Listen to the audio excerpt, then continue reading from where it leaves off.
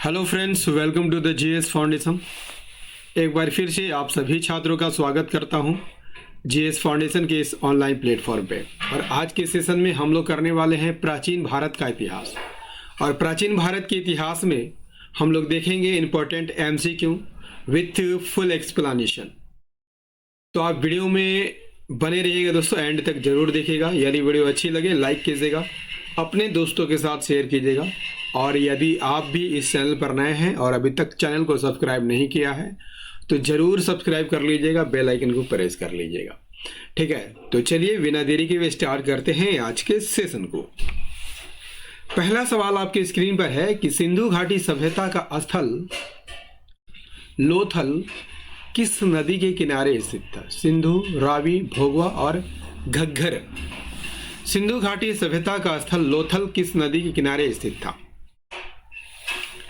दोस्तों, सिंधु घाटी सभ्यता का स्थल लोथल जो है भोगवा नदी के किनारे स्थित था। राइट आंसर हो जाएगा ऑप्शन सी। और ये लोथल जो है गुजरात में, कहां पर? गुजरात में साबरमती की सहायक नदी भोगवा नदी पर है। ठीक है, मोहनजोदड़ो की यहां पर बात कर लिया जाए तो मोहनजोदड़ो जो है सिंधु के किनारे बसा हुआ शहर है। मोहनजोदड़ो सिंधु नदी के किनारे बसा है। रावी नदी के किनारे हड़प्पा आपको दिखाई देता है। ठीक है, और घग्गर नदी के किनारे आपको कालीबंगा और वन्नावली दिखाई देता है। क्लियर? अगले सवाल की ओर बढ़ते हैं, देखते हैं अगला सवाल क्या है। ऋग्वेद में कितने मंडल हैं? 8, 10, 12 या 15? राइट आंसर हो जाएगा 10 मंडल हैं। ठीक है, ऋग्वेद कितने मंडलों में विभाजित है? 10 मंडलों में विभाजित है। पहला और 10वां, पहला एवं 10वां क्रमशः सबसे छोटी और सबसे बड़ी मंडल है। ठीक है, और दूसरा से लेके 7वां तक सबसे पुराना है। सबसे पुराना दूसरा से लेके 7वां तक सबसे पुराना है। 10वें मंडल में ही आपको पुरुष सूक्त दिखाई देता है और इसमें 4 वर्ण दिए गए हैं: ब्राह्मण, क्षत्रिय, वैश्य और शूद्र। ठीक है, चलिए नेक्स्ट है, गौतम बुद्ध ने अपना पहला उपदेश कहां दिया था? बोधगया, लुम्बिनी, सारनाथ या कुशीनगर? गौतम बुद्ध ने अपना पहला उपदेश कहां दिया था? सारनाथ में दिया था। ऑप्शन सी यहां पर सही आंसर हो जाएगा। ठीक है, और पहला उपदेश क्या कहलाता है? धर्म चक्र परिवर्तन कहलाता है। धर्म चक्र परिवर्तन कहलाता है। ठीक है, यहीं पर जो है गौतम बुद्ध ने अपने 5 शिष्यों को 4 आर्य सत्य और अष्टांगिक मार्ग का उपदेश दिया था। बोध गया की बात करते हैं तो यहां पर इन्हें ज्ञान की प्राप्ति हुई थी। लुम्बिनी में इनका जन्म हुआ था और कुशीनगर में इनका निर्वाण हुआ था। निर्वाण कब हुआ था? 483 ईसा पूर्व में हुआ था। आई बात समझ में? चलिए नेक्स्ट कर लेते हैं। अगला है, मौर्य सम्राट अशोक के अधिकांश अभिलेख किस लिपि में मिलते हैं? देवनागरी, ब्राह्मी, खरोष्टी, ग्रीक? अधिकांश अभिलेख ब्राह्मी लिपि में मिलते हैं। ऑप्शन बी यहाँ पर सही आंसर हो जाएगा। अधिकतर अभिलेख ब्राह्मी लिपि में लिखे गए हैं, लेकिन आपको खरोष्ठी लिपि, ग्रीक लिपि और एक अरमाइक लिपि में भी अशोक के शिलालेख मिलते हैं। ठीक है, लेकिन सबसे ज्यादा ब्राह्मी लिपि में मिलते हैं। ब्राह्मी लिपि की बात करते हैं तो यह भारत के अधिकांश हिस्सों में लिखी गई है और बाएं से दाएं, ठीक है, बाएं से ये दाएं लिखी जाती थी। क्लियर। अगले सवाल की ओर बढ़ते हैं। अगला है, मिलिंद पन्हो नामक ग्रंथ किस इंडो ग्रीक शासक से संबंधित है? डेमेट्रियस, मिनांडर, गोदोफर्निस या एंटियोकस? मिलिंद पन्हो नामक ग्रंथ किस इंडो ग्रीक शासन से संबंधित है? राइट आंसर हो जाएगा ऑप्शन बी, मिनांडर से संबंधित है। मिलिंद पन्हो नामक बौद्ध ग्रंथ जो है इंडो ग्रीक शासक मिनांडर और बौद्ध भिक्षु, याद रखिएगा, बौद्ध भिक्षु नागसेन के बीच हुए संवादों का संग्रह है। क्लियर। यहां पर डेमेट्रियस की बात करते हैं तो ये भी इंडो ग्रीक शासक था, इंडो ग्रीक शासक था। गोदो फर्निस की बात कर लिया जाए तो इंडो पार्थियन शासक था, इंडो पार्थियन शासक था। एंटियोकस की बात कर लिया जाए तो ये भी इंडो ग्रीक था। ठीक है, बढ़ते हैं अगले सवाल की ओर। अगला है, संगम साहित्य किस भाषा में लिखा गया है? संस्कृत, प्राकृतिक, तमिल या तेलुगु? देखिए, संगम साहित्य जो है तमिल भाषा में लिखा गया है। ठीक है, और यह दक्षिण भारत का प्राचीनतम भाषा है। कहाँ का? दक्षिण भारत का प्राचीनतम भाषा है। ठीक है, और इसे तमिल कवियों द्वारा रचा गया है और इसमें आपको चोल, चेर और पांड्य शासकों का वर्णन किया गया है। क्लियर। चलिए नेक्स्ट क्या है? नेक्स्ट है, मोहनजोदड़ो से प्राप्त नर्तकी की मूर्ति किस धातु की बनी है? सोना, चांदी, कांसा या टेराकोटा? राइट आंसर हो जाएगा, ये कांसे की बनी है। ऑप्शन सी यहां पर सही आंसर हो जाएगा। ठीक है, इसे मोम पिघलाकर ढलाई की गई है। ठीक है, मोम पिघलाकर ढलाई की गई है और यह मोहनजोदड़ो की सबसे प्रसिद्ध जो है कलाकृति है और इसे कब खोजा गया था? 1926 में खोजा गया था। क्लियर है। चलिए नेक्स्ट कर लेते हैं। नेक्स्ट है, सारनाथ स्थित अशोक स्तंभ के शीर्ष पर कितने सिंह दर्शाए गए हैं? 2, 3, 4 या 5? आप सभी जानते होंगे दोस्तों, 4 सिंह दर्शाए गए हैं। ठीक है, और ये सभी एशियाई शेर हैं जो एक साथ खड़े हैं और चारों दिशाओं में देख रहे हैं।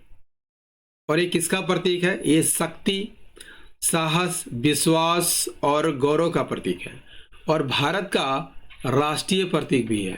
क्या है? भारत का राष्ट्रीय प्रतीक है। क्लियर। 4 शेर है, इसके नीचे आपको एक चक्र मिलता है जिसे क्या कहा जाता है? धर्म चक्र कहा जाता है। ठीक है, पशुओं में क्या क्या मिलता है? पशुओं में हाथी, घोड़ा, बैल और सिंह आपको दिखाई देते हैं। ठीक है, इसमें चक्र में कितनी तिलियां हैं? 24 तिलियां हैं। नेक्स्ट करते हैं। उत्तर भारत में प्रचलित मंदिर वास्तुकला की मुख्य शैली कौन सी है? द्रविड़, नागर शैली, वेसर शैली, गांधार शैली। उत्तर भारत में बात कर लिया जाए तो ये उत्तर भारत में कौन सी शैली मिलती है? नागर शैली। ठीक है, इसमें आपको क्या क्या देखने को मिलता है? वक्र रेखीय डिजाइन मिलता है। ठीक है, वक्र रेखीय डिजाइन मिलता है। ठीक है, चबूतरा मिलता है और इसमें बिना चार दीवारी का मंदिर। ठीक है, बिना चार दीवारी का मंदिर देखने को मिलता है।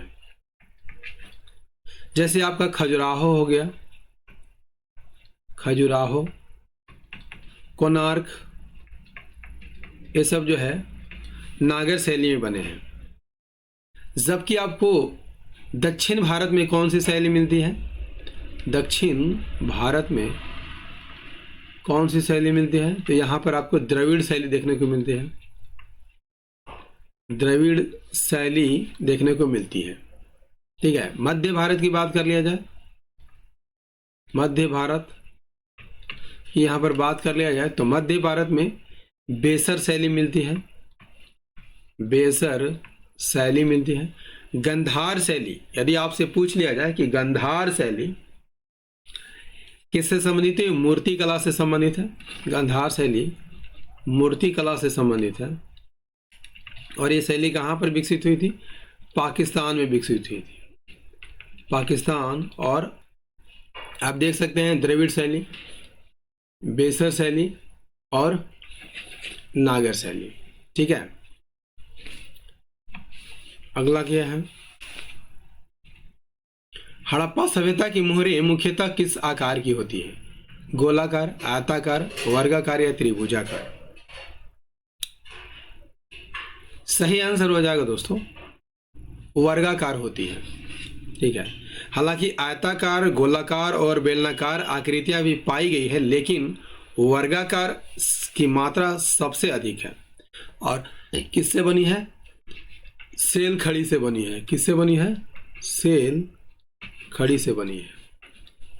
Right, next. और सेशन कैसा लग रहा है दोस्तों, कमेंट करके जरूर बताइएगा, क्योंकि आपके कमेंट के हमेशा इंतजार रहते हैं दोस्तों। वैदिक काल में पुरंदर किस देवता को कहा गया है? अग्नि, वरुण, इंद्र या सोम?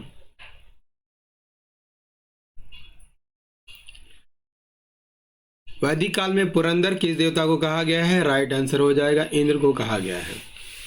ठीक है, इसका अर्थ क्या है? किलों को तोड़ने वाला। किले को तोड़ने वाला। ठीक है, या शत्रुओं के दुर्गों को नष्ट करने वाला। इसे युद्ध और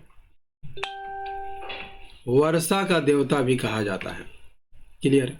यहां वरुण की बात करते हैं तो ये जल देवता है। वरुण कौन से देवता है? जल देवता है। और अग्नि की बात कर लिया जाए तो ये आग और बलिदान के देवता है। और ये मध्यस्थ की भूमिका निभाते थे, मध्यस्थ की भूमिका निभाते। सोम की बात कर लिया जाए तो ये मादक पेय के देवता है, मादक पेय के देवता है। क्लियर है?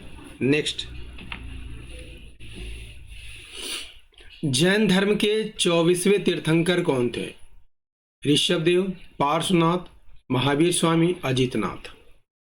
देखिए, अजीतनाथ की बात कर लिया जाए तो ये दूसरे तीर्थंकर थे। ठीक है, ऋषभदेव पहले तीर्थंकर थे, पार्श्वनाथ 23वें तीर्थंकर थे, जबकि महावीर स्वामी अंतिम और 24वें तीर्थंकर थे। राइट आंसर हो जाएगा ऑप्शन सी। ठीक है, अगले सवाल की ओर बढ़ते हैं, देखते हैं अगला सवाल क्या है। अगला है, चाणक्य द्वारा लिखित प्रसिद्ध ग्रंथ का नाम क्या है? इंडिका, अर्थशास्त्र, मुद्रा राक्षस, राजत रंगिनी। ठीक है, इंडिका, अर्थशास्त्र, मुद्रा राक्षस, राजत रंगिनी। मुद्रा राक्षस किसने लिखा है? बाण भट्ट ने लिखा है, बाण भट्ट ने लिखा है। ठीक है। राजत रंगिनी की बात कर लिया जाए तो ये कल्हन द्वारा लिखा गया है। अर्थशास्त्र चाणक्य द्वारा लिखा गया है। ठीक है। इंडिका मेगास्थनी द्वारा लिखा गया है। इंडिका मेगास्थनी द्वारा लिखा गया है। राइट आंसर हो जाएगा ऑप्शन बी, अर्थशास्त्र चाणक्य के द्वारा लिखा गया है। ठीक है। और ये ग्रंथ जो है चंद्रगुप्त मौर्य के गुरु चाणक्य द्वारा लिखा गया है और इसका अन्य नाम क्या है? कौटिल्य, कौटिल्य और विष्णुगुप्त, चाणक्य के ही अन्य नाम है। क्लियर? चलिए अगला कर लेते हैं। अब देख सकते हैं चाणक्य चोटी वाले। अगला है शक संवत की शुरुआत किस शासक ने की थी? कनिष्क, रुद्रदामन, विक्रमादित्य, अशोक। शक संवत की शुरुआत किसने किया था? कनिष्क ने किया था और यह एक कुषाण शासक था। कुषाण शासक था। इसी ने 78 ईस्वी में एक संवत चलाया था जिसे शक संवत कहा जाता है। ठीक है। और यह भारत का राष्ट्रीय कैलेंडर भी है। विक्रमादित्य की यहां पर बात कर लिया जाए तो ये उज्जैन का राजा था। ठीक है। और इसने कौन सा संवत चलाया था? विक्रम संवत चलाया था। विक्रम संवत कब चलाया था? 58 ईस्वी में चलाया था। रुद्रदामन की बात कर लिया जाए तो ये शक शासक था। रुद्रदामन एक शक शासक था। क्लियर? चलिए अगला क्या है? अगला है पल्लव की राजधानी कहाँ थी? बादामी, कांचीपुरम, मदुरई या तंजौर। पल्लव की राजधानी कहाँ थी? राइट आंसर हो जाएगा पल्लव की राजधानी कहाँ थी? कांचीपुरम थी। और कांचीपुरम कहाँ पर? तमिलनाडु में। तमिलनाडु में। ठीक है। और महेंद्र वर्मन प्रथम के शासनकाल में ये पल्लव की राजधानी थी। क्लियर? बादामी चालुक्यों की राजधानी थी। चालुक्यों की राजधानी थी। मदुरई पांड्य शासकों की राजधानी थी और तंजौर चोलों की राजधानी थी। दोस्तों, प्राचीन भारत के इतिहास का ये सेशन आपको कैसा लगा कमेंट करके ज़रूर बताइएगा। यदि सेशन पसंद आया हो लाइक कीजिएगा, अपने दोस्तों के साथ शेयर कीजिएगा और यदि आप भी इस चैनल पर नए हैं चैनल को सब्सक्राइब कर लीजिएगा, बेल आइकन को प्रेस कर लीजिएगा। मिलते हैं अगले सेशन में, तब तक के लिए जय हिंद, धन्यवाद।